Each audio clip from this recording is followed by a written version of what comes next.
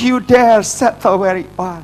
Jangan pernah saudara berani-berani menyerah, karena Tuhan tidak pernah menyerah dengan kehidupan saudara. Benar, mungkin kita sedang mengalami kegagalan. Sama seperti cerita Daud, benar saudara? David, apa yang Daud alami? Daud mengalami keputusasaan. Dengarkan baik-baik. Tadi kota Siklag habis terbakar, amin. Istri dan anak-anaknya ditawan. Bukan hanya istri dan anak-anaknya Daud, tapi semua orang tua, orang muda, perempuan ditawan oleh orang-orang Amalek. Bukan hanya itu saja, mereka menjara semua kekayaan orang-orang Siklag. Dan yang paling luar biasa, rakyat mau melempari Daud dengan batu. Saya ingin katakan, saudara mungkin bisa gagal. Hidup ini tidak ada selalu di atas. Kadang-kala di atas, kadang-kadang ada di bawah. Tapi saya melihat orang-orang yang sukses, orang-orang yang berkemenangan. Sekalipun dia jatuh, dia akan bangkit lagi. Dia bangkit bukan dengan kekuatannya sendiri. Dengan kekuatannya sendiri dia tidak sanggup, sudah tidak punya uang. Dengan kekuatannya sendiri dia tidak sanggup, dia sudah ditinggalkan oleh suaminya. Dengan kekuatannya sendiri dia tidak sanggup, dia sudah di PHK. Tapi saya ingin katakan, dengan kekuatan sendiri dia tidak sanggup, dia sudah ada di tempat tidur rumah sakit. Tapi dengan kekuatan daripada Tuhan, kita sanggup untuk punya pengharapan. Sekalipun mungkin kita masih ada terbaring di rumah sakit, infus ada di mana-mana. Tapi pengharapan kita ada dalam Tuhan. Karena kekuatan bukan lagi dari luar, bukan dari dokter, bukan dari obat-obatan, tapi kekuatan berasal dari dalam. Karena daripada itu, sukacita adalah obat yang paling mujarab. Karena itu, jangan sering-sering cemberut. Bilang sama kanan kiri saudara, jangan sering-sering cemberut. Murah dengan senyuman, amin saudara kasih. Karena senyuman bisa bersuka cita. Itu obat yang murah tapi obat yang sangat mujarab. Bilang sama kanan kiri saudara, jangan pelit-pelit untuk tertawa ya. Banyak orang tuh tertawa aja pelit saudara. Tertawa aja gak bisa, kayak tertawa aja harus jaim. Kalau sudah mau tertawa, lepas aja. Karena waktu sudah melepas dengan tertawa sukacita, ada satu hormon-hormon yang luar biasa. Ada endorfin, ada hormon-hormon yang bisa memberikan sukacita, memberikan kita awet muda. Yang keriput-keriput langsung hilang, saudara. Nggak perlu lagi ke RH yang mahal-mahal, tapi langsung obat dari dalam itu akan memberikan satu sukacita keluar. Kita berikan tepuk tangan yang meriah buat Yesus, haleluya. Coba saudara sejenak buka firman Tuhan, lihat di dalam 1 Samuel 30. Saya terus melanjutkan 1 Samuel 30 ayat 17 sampai ayat yang ke-20. Ini cerita mengenai Daud. 1 Samuel 30 ayat 17 sampai 20. Kalau saudara nggak bawa Alkitab, it's okay, saudara dengarkan baik-baik. Kalau mungkin teman saudara sebelah kanan kiri bawa Alkitab, saudara bisa sharing. Tapi kalau tidak apa-apa, saudara bisa mendengarkan apa yang saya ingin sampaikan. Oke, kalau saudara sudah menyampaikan, saya ceritakan terlebih dahulu. Daud bisa saja pada saat waktu itu menyerah, benar? Daud dalam keadaan yang sangat sulit sekali. Tapi kita belajar sudah dua hal. Pertama, Daud menguatkan kepercayaannya kepada Tuhan Allahnya, benar di ayat 6a. Waktu Daud menguatkan kepercayaan, dia tambah lagi, dia mengulang setiap kebaikan Tuhan. Saudara, kebaikan Tuhan kita sudah membahas, ada 4 hal tadi. Yang pertama, dia melihat bahwa dia dipilih dibandingkan saudara-saudaranya. Kedua, dia bisa mengalahkan singa dan beruang dengan tangan kosong, benar? Yang ketiga, pada saat dia bisa mengalahkan Goliat, di mana Raja Saul dan pasukan takut. Yang keempat, kebaikan Tuhan menurut Daud bahwa pada saat Raja Saul membunuh Daud, Tuhan selalu melindungi Daud. Nah, setelah itu, kekuatan bukan lagi dari luar. Karena istrinya sudah tidak ada. Ditawan. Anak-anak, semua rakyat yang harusnya bisa memberikan dukungan, mau melempari dia dengan batu. Tetapi pada saat dia melihat kebaikan Tuhan, tiba-tiba imannya dibangkitkan. Ya. Amin, saudara. Imannya dibangkitkan. Waktu imannya dibangkitkan, saya jadi pengen jalan di sini aja, oke. Imannya waktu dibangkitkan, mumpung nanti malam saya nggak bisa jalan-jalan sini, ya saya jalan-jalan dulu sini, oke. Biar lebih dekat sama saudara. Imannya dibangkitkan. Nah, waktu imannya dibangkitkan, dia menjadi bangkit, dia berani. Tadinya stres, tadinya depresi, terus tiba-tiba Daud jadi semangat. Dan Daud berkata demikian. Kalau saudara perhatikan, saudara lihat di ayat ke-17. Dan di ayat 17, ayat 18, ayat 19, is so amazing. Daud bilang sama rakyat begini, oke, kalian mau melempari aku dengan batu? Daud bilang begini, berikan aku kesempatan satu kali untuk memimpin kalian semua, dan kami akan mengambil kembali, yaitu istri, anak-anak, semua barang-barang, harta kekayaan kami yang dijara orang-orang Amalek. Saya percaya Tuhan ada bersama dengan kami. Kalau Tuhan bersama dengan kami, siapa yang akan menjadi lawan kami? Dan saudara kasih, Daud menggerakkan membangkitkan semangat rakyat-rakyat Ziklag pada saat itu. Dan mereka saat itu melawan orang-orang Amalek. Dan kalau saudara bisa dibuka di screen, dibuka ayat 17, 18. Oke, lihat ayat 17, kita baca sama-sama. Dan keesokan harinya Daud menghancurkan mereka dari pagi-pagi sampai matahari terbenam. Tidak ada seorang dari mereka yang lolos kecuali 400 orang muda yang kabur. Lihat ayat 18. 1, 2, 3. Daud melepaskan apa? Semua apa yang dirampas oleh orang Amalek itu. Juga kedua istrinya dilepaskan Daud. Ayat ke-19.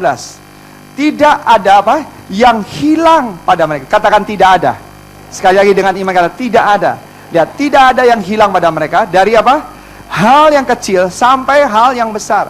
Sampai anak laki-laki dan anak perempuan, dan dari jarahan sampai segala sesuatu yang telah dirampas orang-orang Amalek itu, semuanya itu dibawa Daud kembali. Cukup. Lihat saudara, amazing kan? Wow, katakan wow. Luar biasa. Coba kalau Daud menyerah. Coba kalau Daud putus asa. Sama dalam hidup saudara. Coba kalau saudara putus asa dalam hidup saudara. Saudara tidak bisa lagi melihat kemenangan terjadi dalam hidup saudara. Tapi karena Daud menguatkan kepercayaannya kepada Tuhan. Dan Daud kemudian dibangkitkan semangat hidupnya. Dia melihat kebaikan Tuhan. Maka dia bisa mengerahkan rakyatnya. Dan saudara lihat, tidak ada satupun dari hal yang besar sampai hal yang kecil. Ini kan sesuatu yang mustahil. Sesuatu yang tidak mungkin. Kalau bukan karena Tuhan, itu tidak mungkin. Tapi karena Tuhan, Tuhan bisa membuat yang tidak mungkin bisa menjadi mungkin. Kita berikan dulu tepuk tangan yang meriah buat Yesus. Haleluya. Semuanya kembali. Tapi saudara kasih, Tuhan memberikan bonus lagi. Saudara mau lihat bonusnya? Coba dikeluarkan di ayat yang ke-20. Ayat ke-20. Lihat bonusnya. Kita baca bersama-sama. 1, 2, 3. Mengambil segala kambing domba dan lembu, semuanya itu digiring mereka di hadapannya. Serta berkata apa? Inilah jarahan Daud. Saudara mengerti nggak? Jarahan Daud artinya, Daud tadinya kota Ziklag itu habis dibakar dan dijarah oleh orang-orang Amalek, benar? Dan kemudian Daud mengambil kembali apa yang dijarah oleh orang-orang Amalek. Tapi sekarang ini Daud balik menjarah. Ngerti? Jadi barang-barang orang Amalek sekarang yang dijarah oleh Daud. Jadi bukan hanya Daud dan orang-orang Ziklag mendapatkan apa yang mereka miliki kembali, tapi saat ini mereka mendapatkan bonus. Jadi bukan hanya Tuhan akan mengembalikan impian saudara, tapi kalau saudara tidak pernah menyerah, tapi bukan bersandar dari kekuatan dari luar. Ingat hari ini tema khotbah saya, never give up and encourage yourself. Artinya mungkin suami saudara udah tidak memberikan dukungan. Mungkin anak-anak saudara tidak lagi menghormati, menghargai saudara. Tapi ingat, kita adalah biji mata dan kita berharga di mata Tuhan. Jangan pernah menyerah. Jangan pernah saudara berkata, Pastor Ed, saya sudah menguburkan impian saya. Saya sudah tidak lagi mau mengejar doa-doa saya yang besar. Saya sudah tidak lagi percaya mujizat Tuhan. Tapi hari ini, kuatkan dan teguhkan kepercayaanmu kepada Tuhan. Engkau bukan hanya melihat impianmu akan dibangkitkan, tapi engkau akan melihat Tuhan akan memberikan bonus. Seperti 5 roti 2 ikan, Tuhan bisa memberikan yaitu sisa 12 bakul. Kita berikan tepuk tangan yang meriah buat Tuhan Yesus. Lebih meriah lagi buat Tuhan Yesus. Haleluya. Bila sama kanan kiri saudara, jangan pernah menyerah. Tuhan akan kasihkan bonus kepada kamu. Saudara, pernah nggak saudara dalam hidup saudara, saudara berkata demikian, saya ingin berkata demikian sama saudara. Ini sedikit apa yang saya bisa sampaikan dari kedalaman hati saya. Saya cuma hanya bisa berkata demikian. It is not because of the goodness of God, I will never be where I am today. Kalau bukan karena kebaikan Tuhan, saya tidak akan ada sebagaimana saya ada saat ini. Saya tahu keadaan saya. Saya tahu bagaimana saya dibesarkan. Saya tahu bagaimana waktu saya usia 3 tahun orang tua sudah bercerai. Saya tahu pada saat waktu usia 11 tahun saya sudah menjadi anak jalanan. Saya dibesarkan dengan seorang preman yang tidak punya istri. Saya hanya luntang-lantung sebagai anak yang benar-benar sampah masyarakat. Anak-anak yang sangat ditakuti oleh semua orang tua kalau anak-anaknya bergaul dengan saya. Dan kemudian yang saya bisa katakan kedua adalah, it's not because of the goodness of God, I don't know where I will be. Kalau bukan karena kebaikan Tuhan, saya nggak tahu nanti saya akan seperti apa. Tapi satu hal, karena saya tahu Tuhan ada bersama dengan saya. Saya tahu the best is yet to come. hari-hari yang baik bukan hanya di belakang saya, tapi saya percaya karena Tuhan, saya tahu masa depan saya adalah masa depan yang penuh dengan pengharapan. Oh, kita berikan tepuk tangan yang meriah buat Yesus. Haleluya. Harusnya itu yang saudara harus lakukan. Banyak orang berkata, Pastor Ed, saya harus melalui perceraian yang sangat menyakitkan. Saya mengasihi suami saya mengasihi keluarga saya, tapi saya harus mengalami kepahitan kehidupan. Tapi kalau bukan karena Tuhan, saya sudah stres, saya sudah sakit jiwa, saya sudah menjadi orang gila. Mungkin beberapa orang berkata demikian, Pastor Ed, waktu suami saya yang saya sudah dampingi 45 tahun, dia meninggal dunia. Saya kehilangan benar-benar kehidupan. Saya rasanya sudah tidak lagi pengen hidup. Tapi saya bersyukur Tuhan masih memberikan kesempatan saya untuk berkarya di dunia ini. Dan saya mau mengakhiri tetap kehidupan ini menjadi pemenang, bahkan lebih daripada pemenang. Beberapa orang berkata, Pastor Ed, 3 tahun yang lalu dokter berkata hidup saya maksimal 6 bulan lagi karena penyakit kanker. Dengarkan baik-baik, semua yang saya ceritakan ini sebenarnya true story, kisah nyata. 3 tahun lalu harusnya dokter berkata 6 bulan lagi maksimal hidup saya. Tapi saat ini saya sudah lalui 3 tahun. Saya tetap masih menjalankan kemoterapi. Kemarin hari Minggu, saya kemoterapi yang ke-41 kali di Singapura. Tapi saat ini saya bisa lalui semua. Biaya dari anak-anak saya. Saya tahu Tuhan juga yang mencukupi semuanya. Tuhan yang memberikan kekuatan buat saya. Saya tetap percaya kalau Tuhan mau menyembuhkan saya, bagi Allah tidak ada yang mustahil. Tapi kalau saya bisa lalui 3 tahun, dokter hanya bilang 6 bulan. Saya tahu ini semua karena Tuhan. Pernahkah saudara berkata demikian?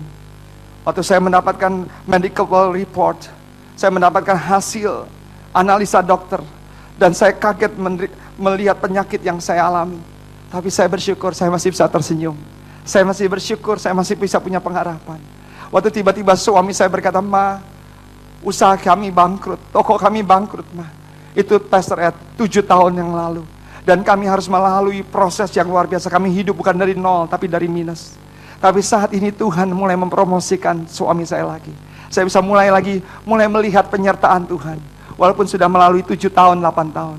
Saya tahu ini semua karena kasih karunia anugerah Tuhan. Banyak orang berkata, Pastor Ed, tahu, saya menderita kecanduan narkotika. Lebih dari 17 tahun. Dan saya pikir saya akan mati kecanduan. Saya bisa mati di kamar mandi, saya bisa mati di toilet, overdosis. Tapi puji Tuhan, di bulan Oktober di tahun 2010, saya bisa dibebaskan. Saya bisa benar-benar bersih. Bahkan saat ini saya bisa melayani Tuhan. Saya tahu bukan karena kekuatan dari saya, 17 tahun. Tapi semua karena daripada Tuhan.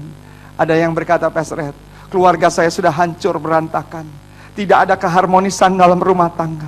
Tapi pada saat saya datang ke gereja, beberapa kali mengikuti seminar bagaimana membangun rumah tangga yang bahagia. The Hidden Secret pertama, The Hidden Secret kedua, dan terakhir Pastor Ed baru menyelesaikan khotbah berseri Hidden Secret kedua minggu lalu. Saya bersyukur Tuhan pulihkan rumah tangga saya. Saya bisa menghargai suami saya bisa mencintai saya. Saya mulai melihat ada satu kehidupan yang baru. Dan surat itu saya terima. Dan dia cuma berkata, terima kasih Pastor, untuk Tuhan boleh pakai Pastor Ed, sehingga bisa memulihkan rumah tangga saya yang hancur. Saya percaya itu semua karena Tuhan. Kita berikan tepuk tangannya meriah buat Tuhan Yesus. Oh, lebih meriah lagi buat Tuhan Yesus, haleluya. Ini yang harus saudara pikirkan dalam hidup saudara. Ada bad channel, ada good channel. Saya minta pemain musik standby. Hari ini saudara kasih, mulai matikan channel-channel yang negatif di dalam hidup saudara. Mulai nyalakan channel-channel yang positif. Remote control ada di tangan saudara. Saudara pegang kendali dalam hidup saudara. Jangan biarkan iblis pegang kendali dalam hidup saudara. Yang setuju katakan amin. Bilang sama kanan kiri saudara, remote control ada di tangan kamu. Saudara kasih, yang biasa saya lakukan begini. Saya suka mendapatkan kata-kata pujian, kata-kata kekuatan, baik melalui Twitter, Facebook, terus melalui SMS, atau juga melalui surat. Yang saya lakukan sejak tahun 2004 adalah, setiap kali saya mendapatkan kata-kata kekuatan, encouragement words, encouragement sentence, saya biasanya copy paste. Saya coba untuk copy dan saya simpan ke file saya. Nah biasanya di iPhone saya atau di BlackBerry saya punya namanya filenya tuh namanya encouragement file. Keyboard boleh mengiringi dengan lembut. Saya simpan semua kata-kata yang positif yang disampaikan kepada saya. I treasure those words. Saya menghargai sekali. Kadang-kadang cuma hanya 1 kalimat, kadang-kadang 2 kalimat. Tapi itu penting buat saya. Saudara bertanya, buat apa gunanya pastor? Saya kasih tahu gunanya nih. Pada saat waktu saudara lagi down,